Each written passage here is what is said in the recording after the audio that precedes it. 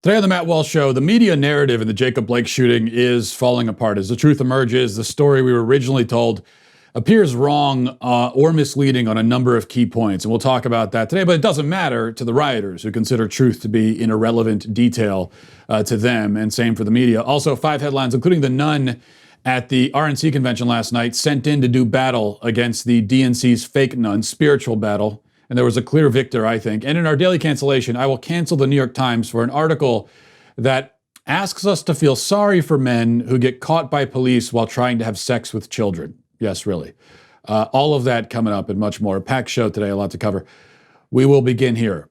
Only hours after the shooting of Jacob Blake by Kenosha police, the narrative had already solidified. That's all it takes these days. Sometimes not even hours. A narrative can take shape in mere minutes. But in this case, in spite of the fact that all we had to go on was a short video of police shooting a man while he leaned inside his car, the media had rendered its verdict. Jacob Blake was an unarmed victim, gunned down by police after he stopped to innocently break up a fight between 2 other people. Well, there were questions, though. Was he unarmed? Was he breaking up a fight? Why was he reaching into the car? What exactly happened between Blake and the police right before the shooting? And why were the police there in the first place? These were open questions.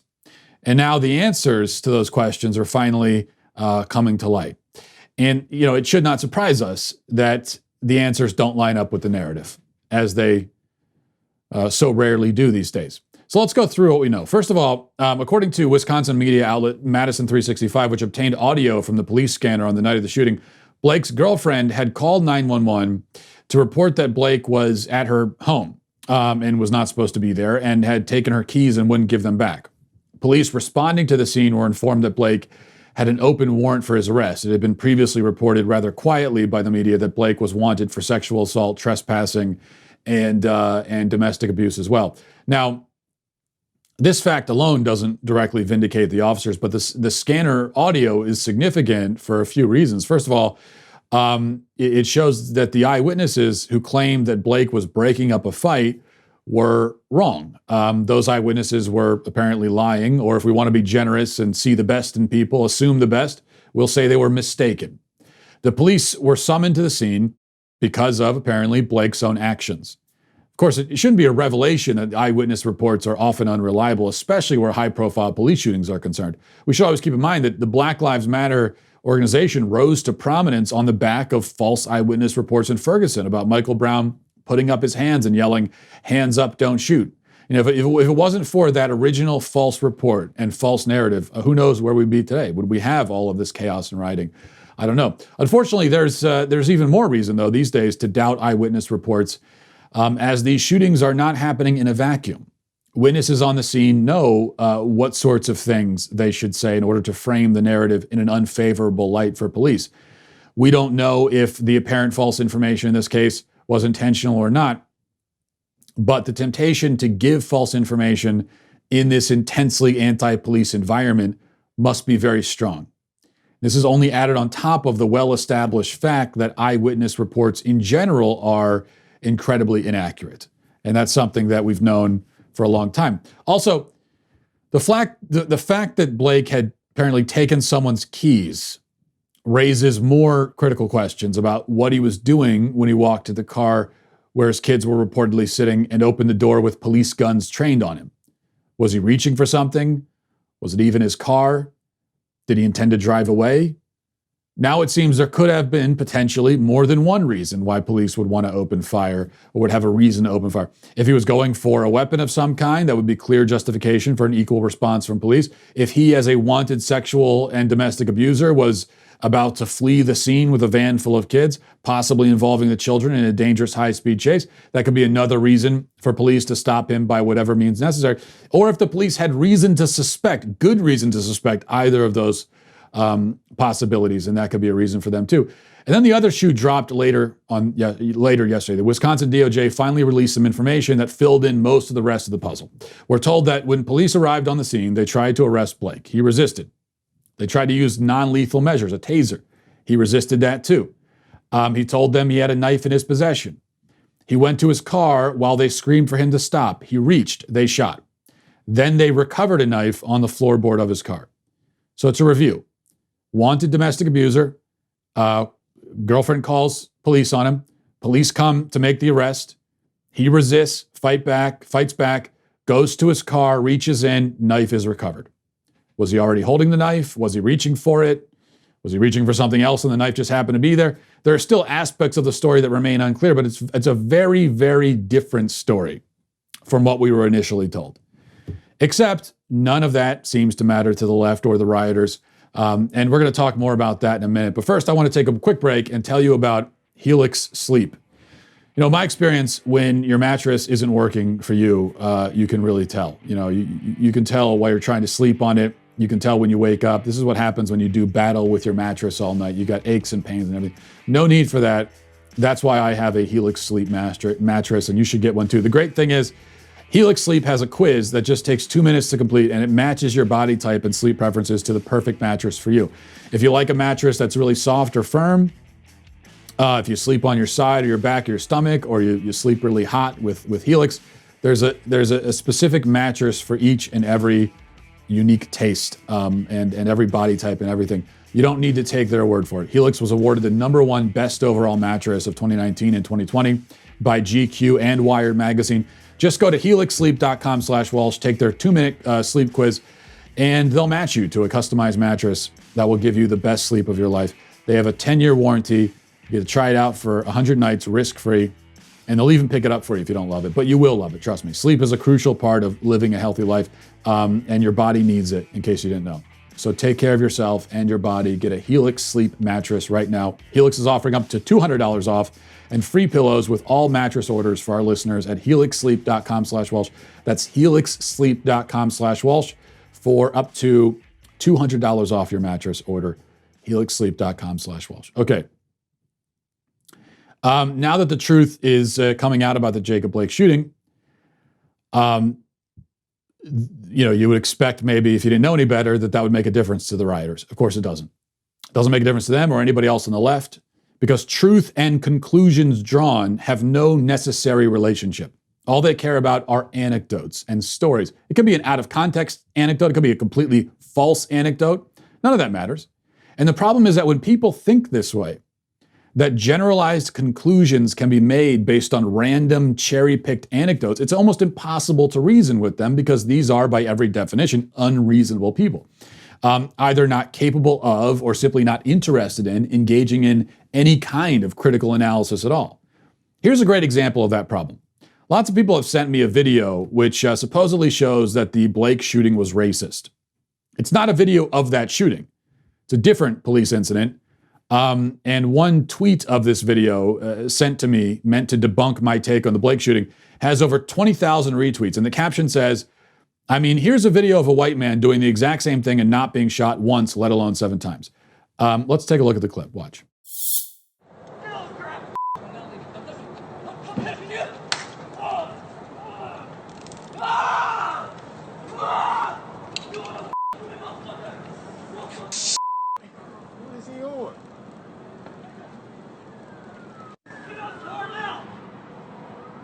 He's trying not to use his gun.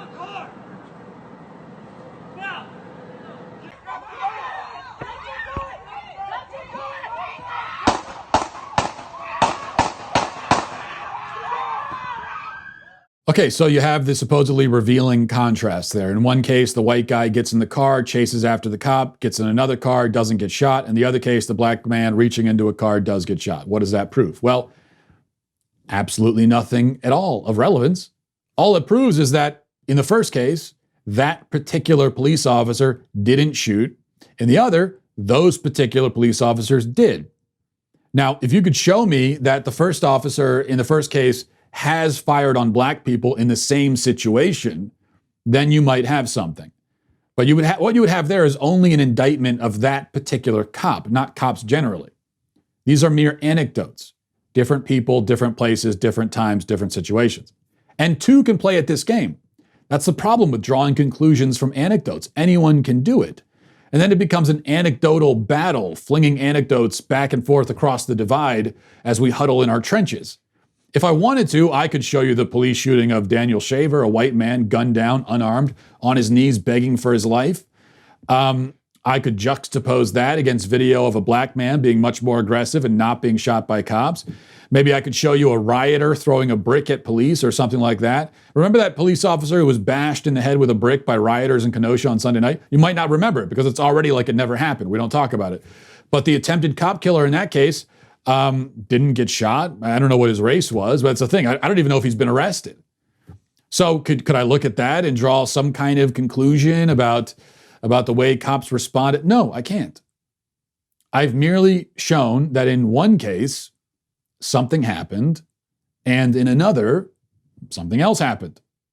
To make more general statements and to form conclusions on a larger, less isolated scale, that's when you enter the realm of statistics. And you need huge sets of data, and then you need to compare that data set against the other data set, and you have to make sure that you have set parameters and you've taken all the various factors into account that might skew your results. Now, as it happens, I have done that. Others have done it too when it comes to the issue of supposed systemic racism in policing. You can look at the number of black people arrested in a given year versus white people. You can look at the percentage who wind up getting shot by police. If you do that, you'll find the percentage is nearly identical between white and black people. You can look at the overall number of unarmed police shootings every year for all races. And when you do that, you'll find that it's quite a rare occurrence. And most of the supposedly unarmed shootings, or many of them anyway, aren't really unarmed at all because the unarmed person was using some other weapon, such as a vehicle, to inflict harm or threaten officers. You can do that. I've done it. It's the only way to confirm or disconfirm claims about systemic bias and racism. One other brief point, since we're on the subject of knocking down anecdotes. Let's do one more, because this one is one that I see a lot, and it's pretty annoying because it's so ridiculous. And you've probably seen this too. Here's an example, a tweet from a guy named Austin Duke saying, so the F what, Matt? It still doesn't justify 7 damn shots. What's so hard to understand about that? When a mass murderer is taken to Burger King in this country, but black folks dying over $20 in cigarettes, that's a problem. 7 shots isn't acceptable, and we won't accept that. Now, this is a reference, of course, to Dylan Roof, who is the racist mass murderer. The point being made here, again, a common point, is that Dylan Roof killed 9 black churchgoers in Charleston and yet was taken alive, while insert whatever cherry-picked example, Jacob Blake, George Floyd, etc., was killed or shot. But what are the differences between these cases? You might say Roof was white. That's the difference. Okay. Sure, maybe under normal circumstances, they would have shot the mass murderer dead, but decided not to because he's white. Maybe. Or maybe he survived, Roof did, because he surrendered peacefully. And maybe the vast majority of these high-profile police shootings end up being police shootings because the suspects in question do not surrender peacefully. Perhaps that's the difference. And that would explain why, for example, the Beltway snipers, black mass murderers, killed 17 people in a racially motivated killing spree, were also taken alive, because they also surrendered peacefully. A great many black killers, white killers, Asian killers, Hispanic killers, all kinds of killers have been taken by police alive. And the reason is usually that they surrender peacefully. Now, certainly there are some criminals who don't surrender peacefully and are still taken alive. And if you have proof that black criminals who don't surrender peacefully are significantly more likely to die than white criminals who don't surrender peacefully, then show me that proof. The burden of proof is on you as the person making the claim. If you cannot meet the burden of proof, it is reasonable for me to conclude that the thing which most determines a person's fate when they're being arrested is how they choose to act in that moment. And that really makes a lot of sense when you think about it. But why do I waste my breath? None of this matters to the people advancing the narrative, which is why they will continue to protest for Jacob Blake, raise him up as a hero in spite of whatever facts are known or become known in the future. I mean, my God, they rioted in Minneapolis last night after a wanted murderer killed himself as police closed in, committed suicide. Even that somehow is police brutality. The truth is irrelevant to these rioters and insurrectionists. They only want to destroy. They are filled with hatred, envy, and aggression, and they will take any excuse they can find to let it out. But the truth remains all the same, and we have to continue to speak it and defend it and let its banner wave, because someone in this country has to still care about the truth. And that's the only hope we really have. Let's get to 5 headlines.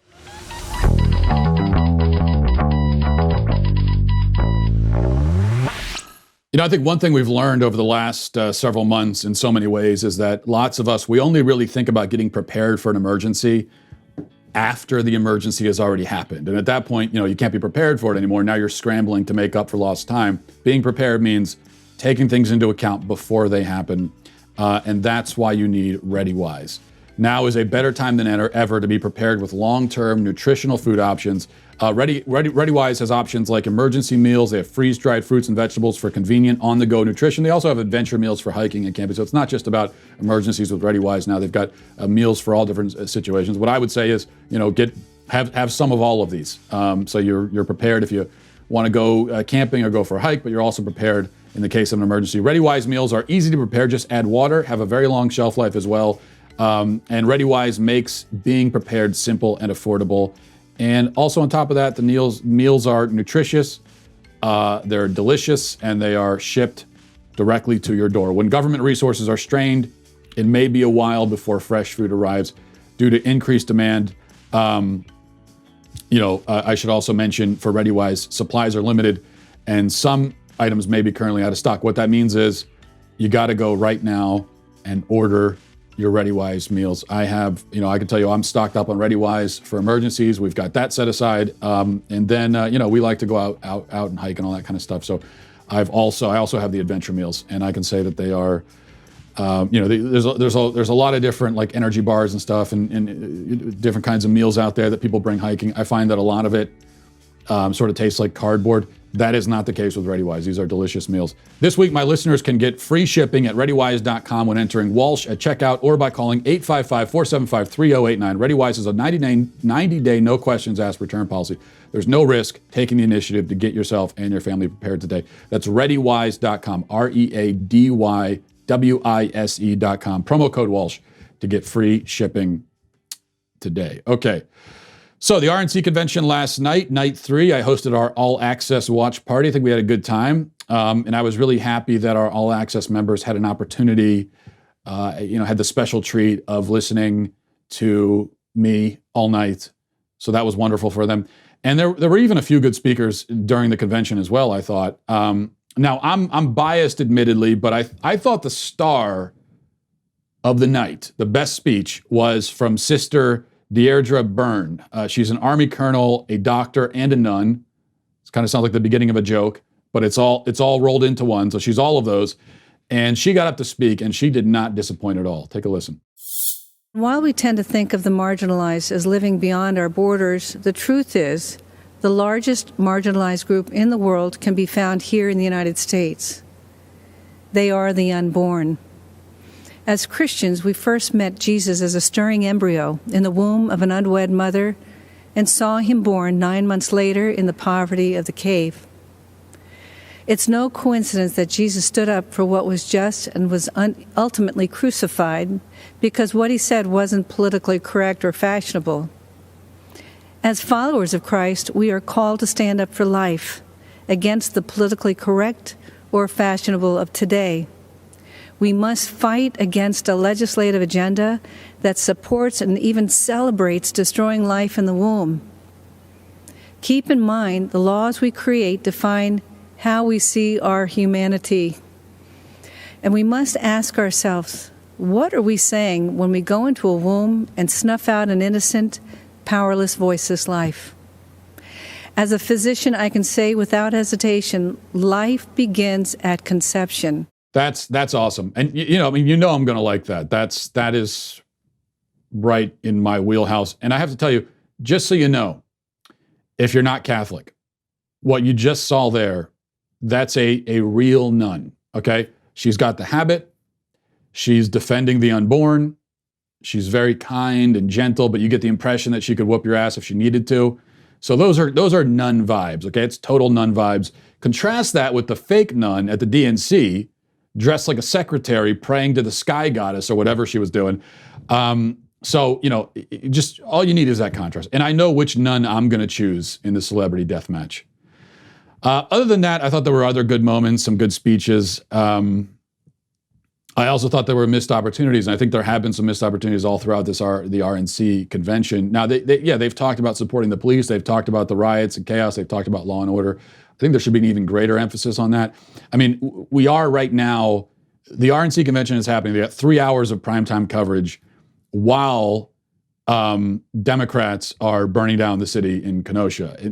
And so I think there's a real opportunity there to focus intensely and show people what's happening, and with specificity, not just saying, oh, at this point when you say rioting, it almost doesn't mean anything to people. We're numb to it.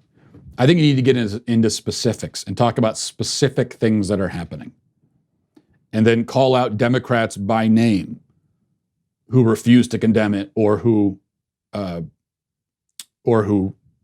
actually actively encouraged it. There's been a little bit of that. Some of that, I think there should be more. Okay, number 2, CNN has been a parody of itself, of course, for years now. But what I'm about to show you is so embarrassing and disgraceful that the phrase beyond parody scarcely begins to cover it. Watch. What you're seeing behind me is one of multiple locations that have been burning in Kenosha, Wisconsin over the course of the night. A second night since Jacob Blake was seen shot in the back 7 times by a police officer. And what you are seeing now, these images came and come in stark contrast to what we saw over the course of the daytime hours in Kenosha and into the early evening, which were largely peaceful demonstrations in the face of law enforcement. It wasn't until night fell that things began to get a little bit more contentious. Things were thrown back and forth. Police started using some of those crowd dispersal tactics like tear gas, even playing very loud sounds to push them out. And then what you are seeing, the common theme that ties all of this together, is an expression of anger and frustration over what people feel like has become an all too familiar story playing out in places from across the country, not just here in Kenosha, Wisconsin. Fiery, but mostly peaceful protests, CNN says, as a literal fire rages in the background. It makes you wonder, like, if they were reporting live from the Titanic. A pleasant cruise, but a little damp. Probably what they would say. People sometimes ask questions like, is there really anything new about biased media? Did having a media more interested in propaganda than truth, is that new? I mean, has it? And the answer is no, of course it's not. As long as there has been anything like a news media, it's been biased and there's been propaganda.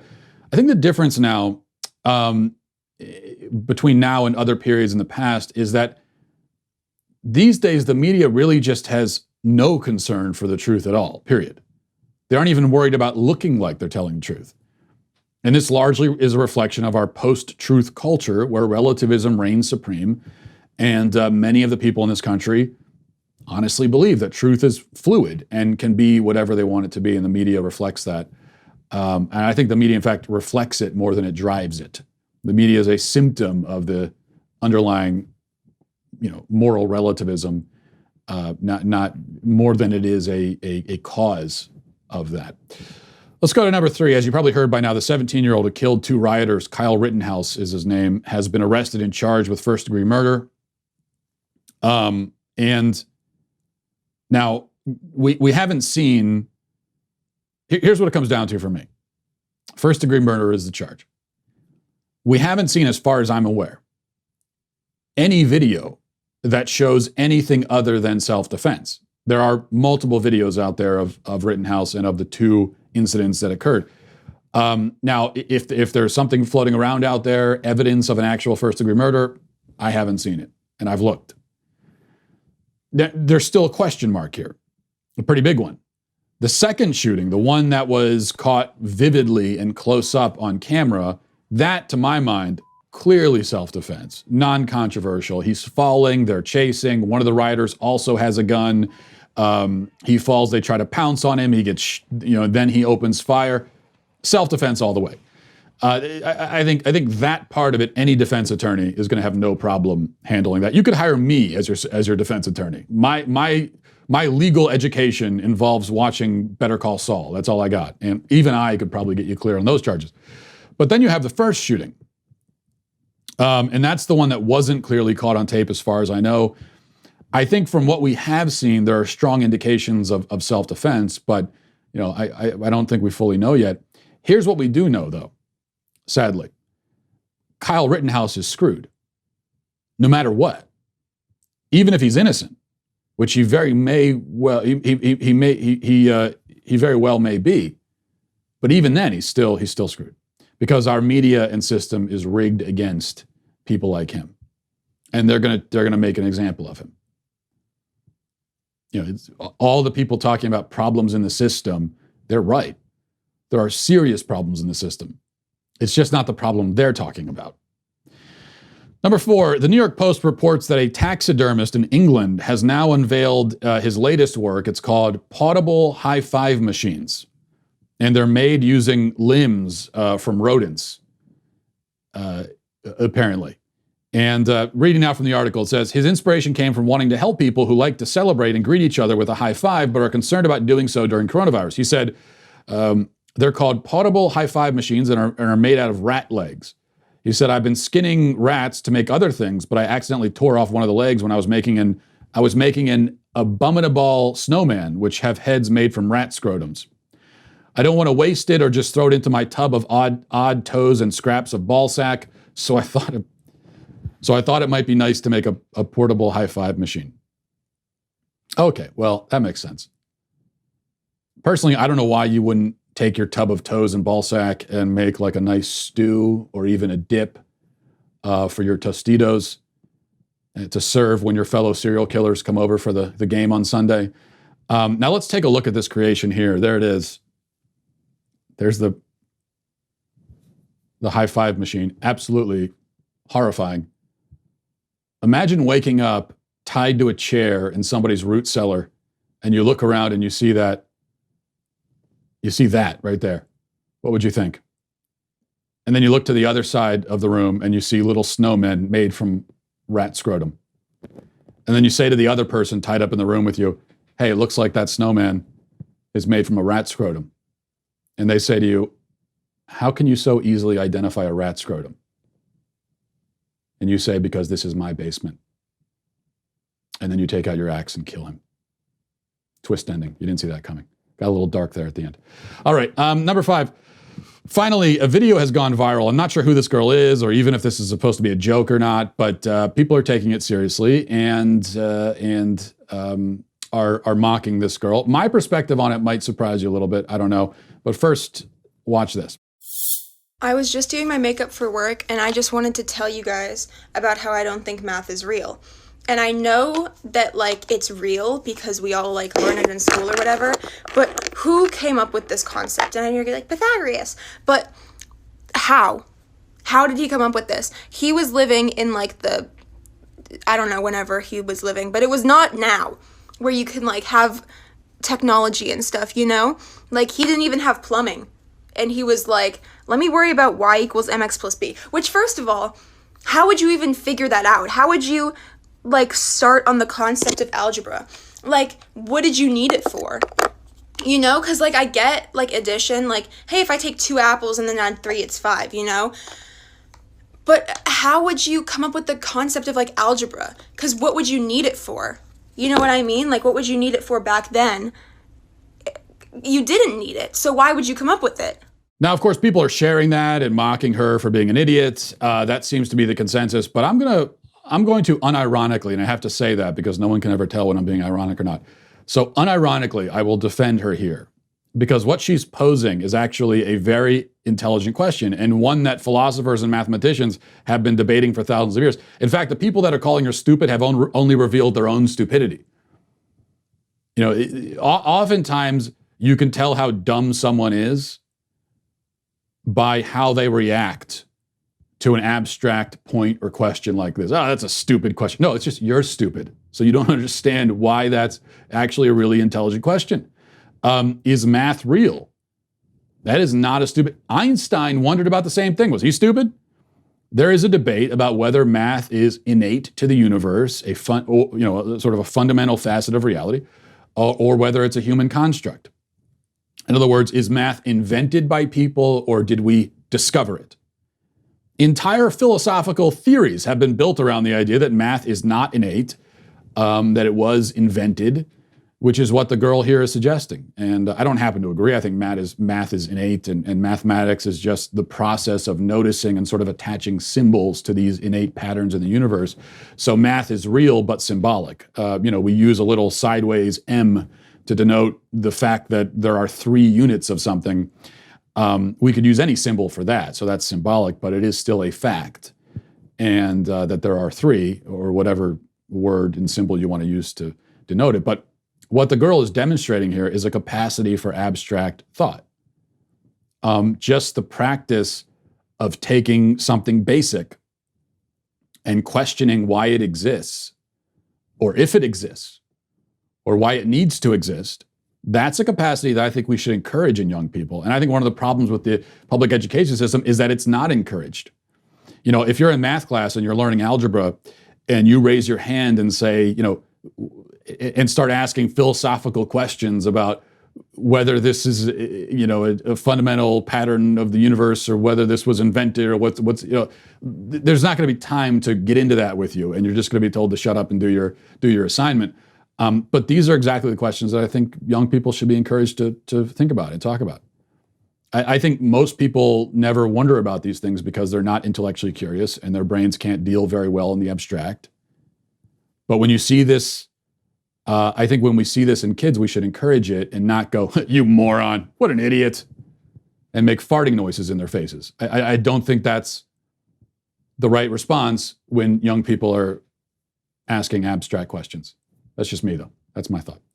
All right. We're going to get to our daily cancellation right now. For our daily cancellation, we're going to cancel the New York Times for a lengthy article, quite lengthy. It must be 8,000 words or more, just published yesterday. Here's the headline. Convicted of sex crimes, but with no victims. An online sting operation to catch child predators snared hundreds of men, but what were they really guilty of? Now, if you think that those of us who warn of the normalization of pedophilia and the sexualization of children are suffering from paranoid delusions, you should really pay attention here. The article talks about sting operations conducted by law enforcement to catch sex predators. And it focuses especially on Operation Net Nanny, which is the initiative in Washington state where sex predators are lured to a house to catch a predator style and arrested, although it's not on TV. This is all just a law enforcement operation. But it's quite clear that the writer of this article, Michael Winterip, wants us to feel sorry for these men who get caught.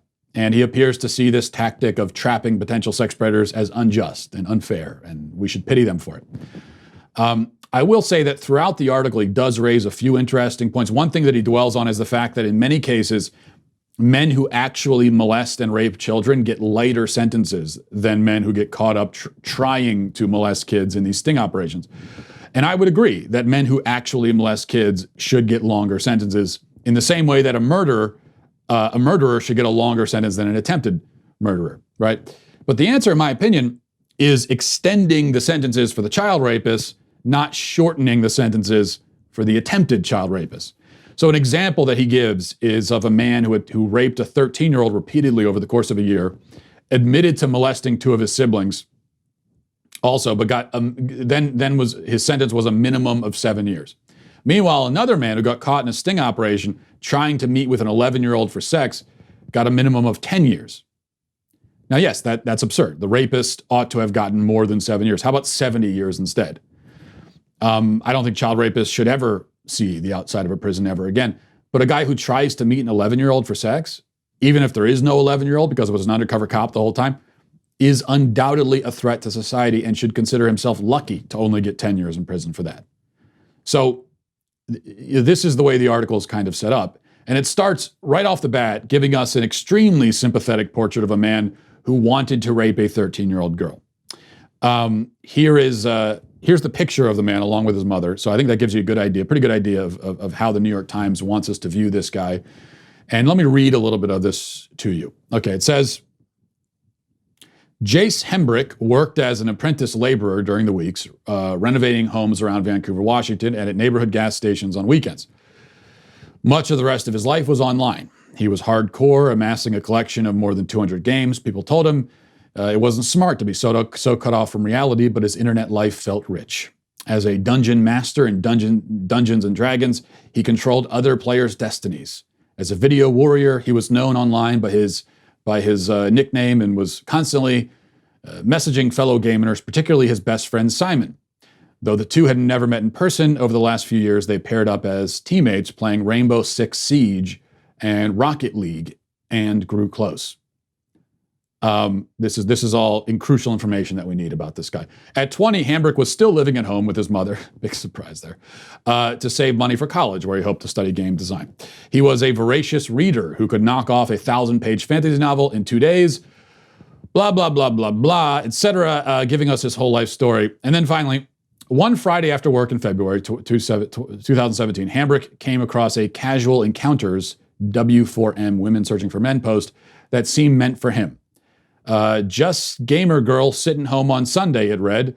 We can chat as long as I'm not leveling. I don't even know what that means. As long as I'm not leveling.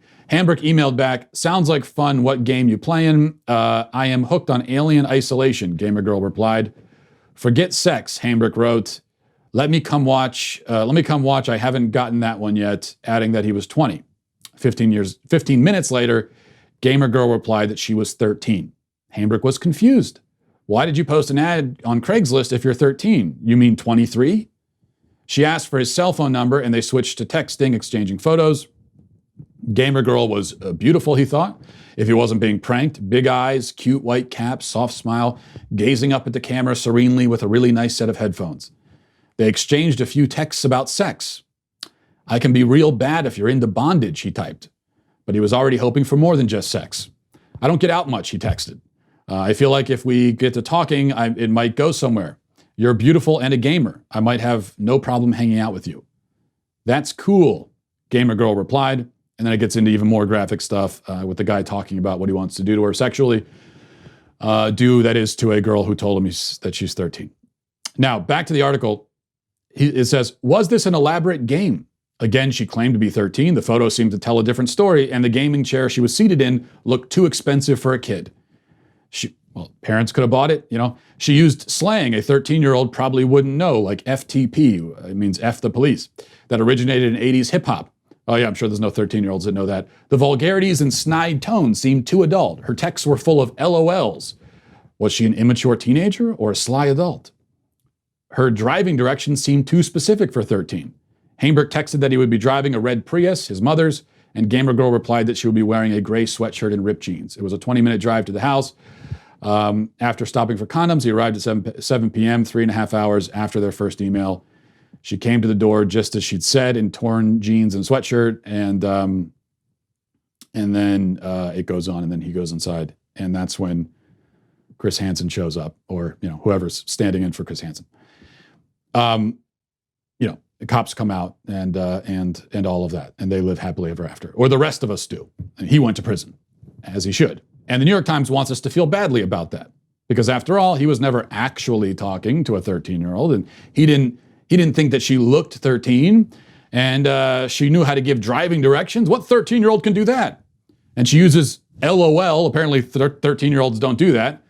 Of course, none of this makes any sense. She told you she was 13. What, you thought this was a grown woman pretending to be 13? And thus trying to attract child rapists?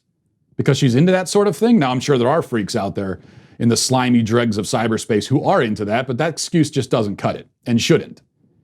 A girl told you she was 13. You came over to have sex with her. End of story. Goodbye. Enjoy prison.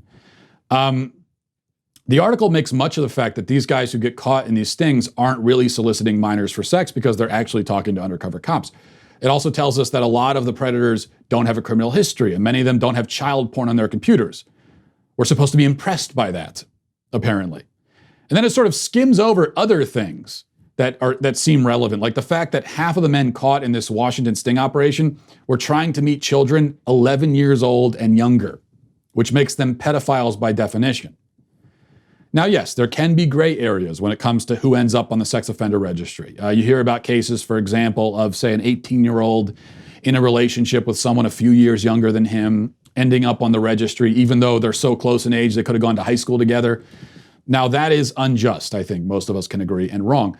But that's not what we're talking about here. A 20-year-old and a 13-year-old, no gray area, no mitigating circumstances. Grown men looking to meet 11-year-olds, no gray area.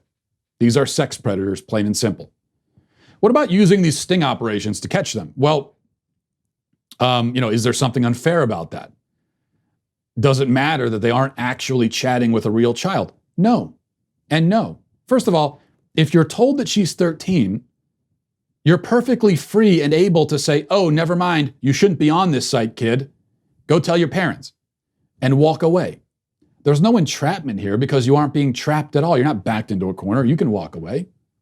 Second, catching predators and enforcing the law against child molestation and rape and sex crimes, that's very difficult.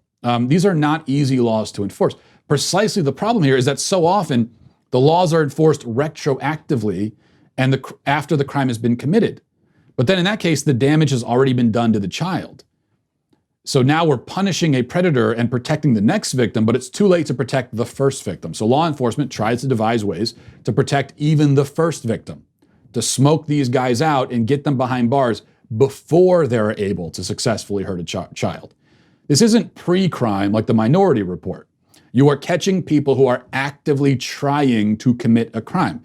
It's just that they're trying to commit it in, you might say, a controlled environment. It's no different than a woman who gets a murder charge for trying to hire an undercover cop to kill her husband.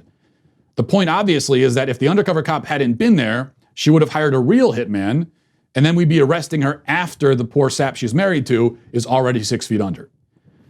So, what's going on here? Of all the problems in the world, of all the injustices to expose, why are we getting a novel-length article telling us about the trials and tribulations of men who tried to have sex with pubescent or prepubescent children? Well, it goes back to what we said at the top. There is, in my estimation, a noticeable effort underway in our culture to normalize pedophilia and sexualize children and to paint the men who prey upon children as victims of an overzealous and prudish system. This is just another example of that, of many. And the examples are only increasing. And that is why, with great vengeance, we must cancel the New York Times again. All right, we'll leave it there for today, guys. Thanks for watching. Thanks for listening. Have a great day. Godspeed.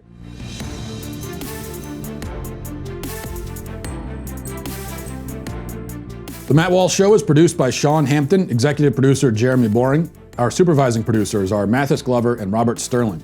Our technical producer is Austin Stevens, edited by Danny D'Amico, and our audio is mixed by Robin Fenderson. The Matt Walsh Show is a Daily Wire production, copyright Daily Wire 2020. The media come up with a new euphemism for rioters, a nun steals the RNC, and a teenager faces jail time for defending himself in Wisconsin. Check it out on The Michael Knowles Show.